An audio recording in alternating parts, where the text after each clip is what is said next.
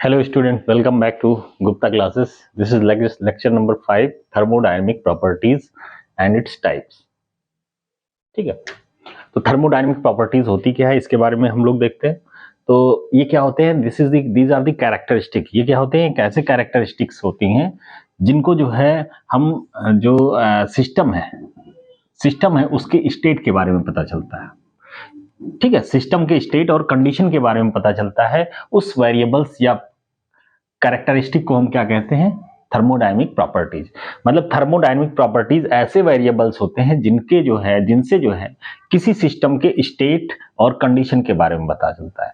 जैसे कि उसका टेम्परेचर कितना है, ठीक है, टेम्परेचर कितना है, वॉल्यूम कितना है, प्रेशर कितना है, ये सब क्या है, एनर्जी कितनी है, ये सब क्या है, these are the characteristic variables हैं जिनसे किसी जो है सिस्टम, थर्मोडायनेमिक सिस्टम के स्टेट के बारे में पता चलता है। जैसे हम एक लिक्विड स्टेट है और एक गैसियस स्टेट में, दोनों की एनर्जी अलग अलग होती है। वॉल्यूम, एक जो है स्मॉल वॉल्यूम है, एक बड़ा वॉल्यूम है, तो उससे सिस्टम के बारे में हमें पता चल रहा है। ठीक है, प्रेशर जो है सिस्टम का कितना है, टेम्परेचर, कितने टेम्परेचर 30 डिग्री सेल्सियस है या 60 है या 90 है या 100 है, कितनी डिग्री सेल्सियस है सिस्टम का टेम्परेचर। तो ये क्या है, हमें सिस्टम के बारे में कुछ ना कुछ ये चीजें बताता है। ठीक है, उसके कंडीशन के बारे में बताता है। तो इसी वेरिएबल्स को, इन्हीं प्रॉपर्टीज को, इन्हीं को जो है हम क्या कहेंगे, प्रॉपर्टीज ऑफ थर्मोडायनेमिक प्रॉपर्टीज या थर्मोडायनेमिक वेरिएबल्स कहेंगे।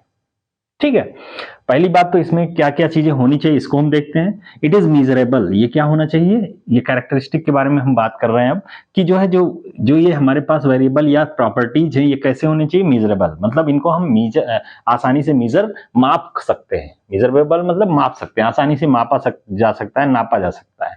जैसे टेम्परेचर थर्मोमीटर से हम नाप सकते हैं, प्रेशर गैस से नाप सकते हैं, वॉल्यूम को आसानी से मीजर कर सकते हैं, एनर्जी को जो है कैलोरीमीटर से मीजर हम कर सकते हैं। इनका जो है डेफिनेट यूनिक वैल्यू होना चाहिए, मतलब इनका एक यूनिक वैल्यू होना चाहिए। ठीक है, डेफिनेट वैल्यू होना चाहिए। They depend only on the state of the system, that is they are point function. मतलब ये प्रॉपर्टीज ऐसे होनी चाहिए जो केवल स्टेट पे डिपेंड कर रहे हो। किस पे डिपेंड कर रहा हूं, स्टेट पे। सिस्टम का स्टेट क्या है इस पे डिपेंड करते हैं।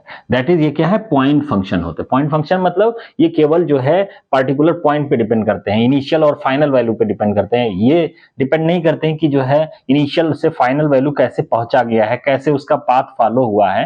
तो इस तरह से हम कह सकते हैं कि दीज प्रॉपर्टीज या जो थर्मोडायनेमिक प्रॉपर्टीज होते हैं वो depend only on the state of the system, that is they should be point function.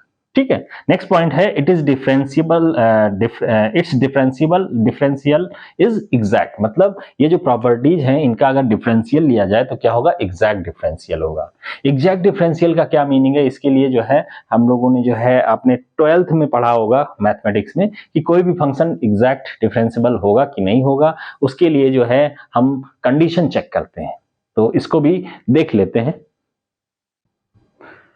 Properties जो है उनका डिफरेंशियल एग्जैक्ट होगा कि नहीं होगा, उसको हम इस तरह से देख सकते हैं कि ये कंडीशन होता है कि कोई भी प्रॉपर्टी जैसे P है वो डिफरेंशियबल होगा कि नहीं होगा अगर वो इस फॉर्म में लिखा है mdx प्लस ndy, इस टाइप से फंक्शन में लिखा रहता है डिफरेंशियल इक्वेशन के फॉर्म में। ठीक है, तो हम जो है देखेंगे, पहले हम del M upon del Y निकालेंगे, del M upon del Y और X, taking x as constant.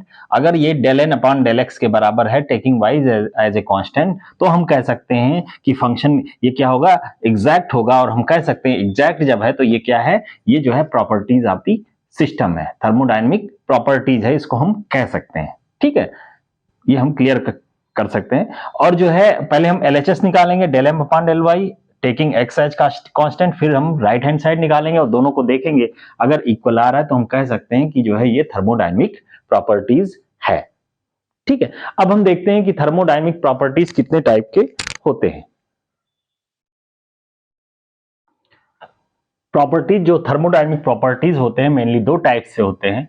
दो टाइप से इनको डिफाइन कर सकते हैं, एक होता है इंटेंसिव प्रॉपर्टी और दूसरा होता है एक्सटेंसिव। इंटेंसिव प्रॉपर्टी जो होता है वो मास पे डिपेंड नहीं करता है। इंटेंसिव प्रॉपर्टी क्या होता है, independent on mass, independent on mass. ठीक है, एक्सटेंसिव प्रॉपर्टी ये क्या होता है, dependent on mass, dependent on mass. Mass पे क्या करता है, ये प्रॉपर्टी डिपेंड करता है। ये मास डिपेंडेंट प्रॉपर्टी है और ये मास इंडिपेंडेंट प्रॉपर्टी है। इंटेंसिव प्रॉपर्टी क्या है? मास इंडिपेंडेंट, और ये है मास डिपेंडेंट। मतलब क्या है? इंटेंसिव प्रॉपर्टी ऐसी प्रॉपर्टीज होती हैं जो मास पे जो है डिपेंड नहीं करती हैं, उनका मास से कोई लेना देना नहीं है। जबकि एक्सटेंसिव प्रॉपर्टी वो मास पे डिपेंड करती है, वो मास पे डिपेंड करती हैं। जैसे कि कुछ एग्जांपल हम देखते हैं, जैसे कि जो है टेम्परेचर, जैसे हम कह सकते हैं टेम्परेचर हुआ, डेंसिटी हुआ, टेम्परेचर, डेंसिटी, विस्कोसिटी, इसमें हम एग्जांपल लिख सकते हैं टेम्परेचर, डेंसिटी,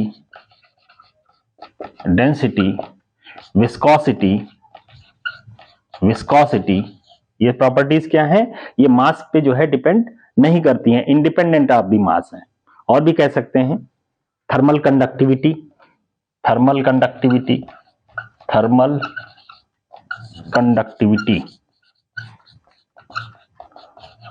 ये क्या है? मास पे डिपेंड नहीं करती, इंडिपेंडेंट ऑफ द मास है। जबकि कुछ प्रॉपर्टीज जैसे हम कह सकते हैं energy, enthalpy, entropy, energy, enthalpy,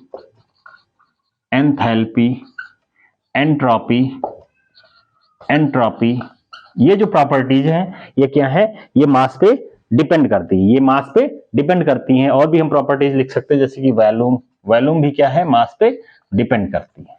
ठीक है, इसको कैसे समझेंगे? इसके लिए हम देखते हैं कि मान लीजिए हमने एक सिस्टम लिया और इसमें ये सारा क्या है? ये मास है, मैटर है। ठीक है, मैटर है। अब ये क्या है? अगर हम प्रॉपर्टीज को देखें, अगर एक को थोड़ा सा जो है हम इसके जो है मॉलिक्यूल्स को जो है थोड़े से मैटर को अगर हम हटा लें, यहां से निकाल लें और उसकी प्रॉपर्टीज को देखें, तो टेम्परेचर यहां का भी वही रहेगा और ये पूरे जो है सिस्टम का भी टेम्परेचर वही रहेगा जो इस छोटे से जो है मैटर का है, छोटे से रीजन का है। मतलब कह सकते हैं कि मास पे डिपेंड नहीं करता, चाहे हम छोटी सी चीज लें या बड़ी सी चीज लें, मास पे डिपेंड नहीं करता। तो इस प्रॉपर्टी को हम क्या कहेंगे? इंटेंसिव प्रॉपर्टी कहते हैं। ऐसे ही डेंसिटी, यहाँ का जो डेंसिटी है वही जो है इस पूरे रीजन का भी डेंसिटी होगा।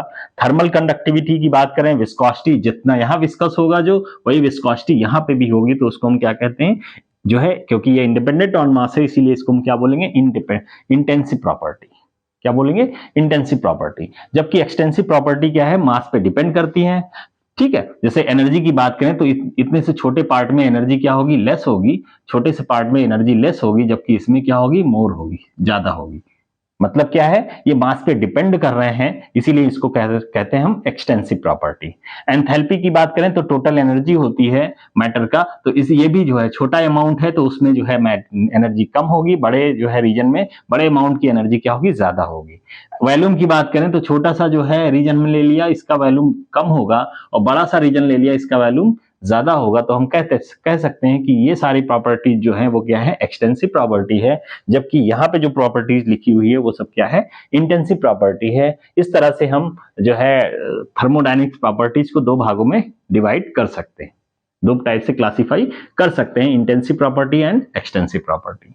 तो आपको लिखना क्या है? Intensive property are the properties of the system which are depend upon which is independent on the mass, and extensive property are the properties of the system which is dependent on the mass। Example लिख देंगे बस, that's it. ठीक है, तो I think ये video आपको पसंद आया होगा, thermodynamic properties and its types.